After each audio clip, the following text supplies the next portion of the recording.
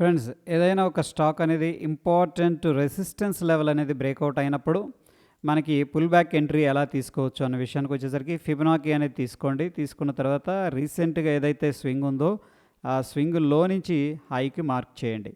So ఎప్పుడైతే 50% level కానీ 61.8 level కానీ వచ్చిందంటే మనం బాయింగ్ ఆపర్చునిటీ అనేది మళ్ళీ తీసుకోవచ్చు. ఈ కేసులో ఒకసారి చూద్దాం.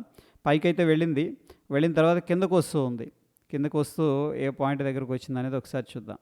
చూడండి, ఎప్పుడైతే ఈ 50% 61.8 దగ్గరకు వచ్చిందో బాయర్స్ అనేవాళ్ళు ఇమీడియట్గా యాక్టివేట్ అయ్యారు. ఓపెన్ ఈజ్ ఈక్వల్ టు లో అక్కడ నుంచి సిగ్నిఫికెంట్గా పైకి వెళ్ళటం అనేది జరిగింది. సో ఫ్రెండ్స్, ఈ విధంగా ఏంటంటే మనం పుల్ బ్యాక్ ఎంట్రీ కోసం ఫిబొనాకీ టూల్ అనేది యూస్ చేసుకోవచ్చు. ఎటువంటి టెక్నికల్ అప్డేట్స్ కోసం మన ఛానల్ అనేది విజిట్ చేయండి. కాంటెంట్ నచ్చితే తప్పకుండా సబ్స్క్రైబ్ చేసుకోండి. ధన్యవాదాలు.